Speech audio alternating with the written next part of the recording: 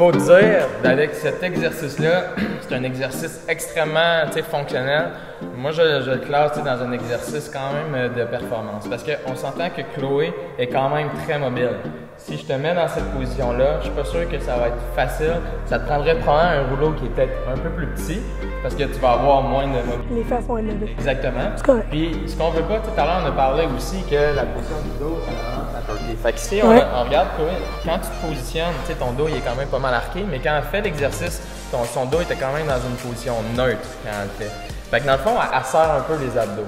Fait que c'est un exercice qui est quand même, je dirais, avancé, qui est un super bon exercice au niveau de l'exercice de performance. C'est vraiment quelque chose qui va vous améliorer parce que ça travaille plusieurs aspects. Ça travaille le hollow body, il faut maintenir cette position-là avec la position. Donc, ce que j'aimerais que vous portiez votre attention sur, c'est qu'est-ce que vous sentez au niveau de vos hanches, au niveau de vos genoux, au niveau de vos chevilles. Donc, faites des overhead squats et dites-moi ce que vous ressentez. Soit à la fin du mouvement, au début. Fait que c'est un peu symétrique. Fait que ça, c'est un point. OK? Est-ce quelqu'un qui sent d'autres choses? Ça tire des quads? T'es raqué de la veille? Ça tire pareil, ça, c'est raide. Tu sens que c'est. Tu sens qu'il y a une raideur au niveau des fessiers. Est-ce qu'il y en a qui sentent quelque chose en avant ici? Ouais? Tu sens que ça vient coincer un peu? Ça pince-tu, hein? OK. Fait que si tu y vas encore, fait que tu sens quelque chose ici en avant. On a deux beaux quads dominants, ces deux-là. Là. Je suis pas mal sûre que quand on fait des squats, là, est-ce que ça pogne les fesses? Autre que les pistols. Tout le temps en avant, right? Les deux? Tout le temps quad. Parce que si on regarde leur squat, vous allez voir que seulement les genoux qui avancent. Fait que vous êtes seulement dans vos quads. Il faut avoir quand même une combinaison de fessiers. Vous voyez comment les fesses reculent un peu? Vous descendez les fesses juste complètement droites. Fait que vous n'utilisez que vos quads. Faut aller utiliser. On a toujours des choses qu'il faut prioriser.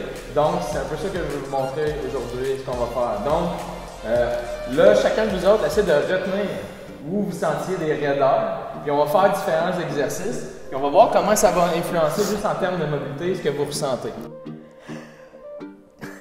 On voit là. On voit. C'est assez incroyable. Regarde, on peut le voir. Stay centered. Ici, un shift. À cause qu'il est plus. Comment tu te sens? Lousse. Juste un bon. À refaire. Mon objectif. Vas-y, Aujourd'hui, comme je vous dis, c'est que le problème des gens, c'est qu'on ne prend pas l'importance de le faire. Mais vous voyez qu'en quelques secondes, ça n'a pas été long. J'ai parlé tout le long. Vous n'avez fait quoi pendant, en termes d'exercice, vous n'avez fait même pas 5 minutes. Fait que l'affaire, c'est que si vous faites un petit drill comme ça, vous en faites à tous les jours, parce que vous pas vous entraîner. Les muscles vont devenir plus raides. Ce qui va se passer, c'est qu'il va devenir, dans le fond, plus que vous l'entraînez, plus le muscle a tendance à raccourcir. Donc, c'est continuellement à refaire et à refaire. Des fois, les gens ils me demandent, il faut que je fasse cet exercice-là jusqu'à quand? Je fais comme, toute ta vie. T'arrêtes-tu de manger, t'arrêtes-tu de respirer? Si t'arrêtes si tu t'entraînes, tu vas prendre la masse musculaire. Si t'arrêtes de t'entraîner, tu vas en perdre. Si tu fais de la mobilité, tu vas en gagner. Si tu n'en fais pas, mais tu vas en perdre aussi. Donc l'affaire, c'est qu'au début, mettons, quand on fait des traitements, ce qu'on dit aux gens, c'est qu'on fait le à tous les jours, puis de façon un peu plus intensive, parce qu'on va avoir un traitement choc, puis on va avoir des résultats rapides. Mais à un moment donné, c'est un peu comme l'alimentation. Au début, on fait une espèce de diète pour te donner un petit air d'aller. Puis après ça, c'est de l'intégrer dans nos habitudes de vie. Fait que mon objectif à moi, c'est que vous en fassiez tout le temps un petit peu. Et si vous en faites un 5-10 minutes par jour de façon générale, si vous entraînez entre 3 et 6 fois semaine, c'est sûr et certain que c'est un plus-value pour autant votre performance que la prévention des blessures.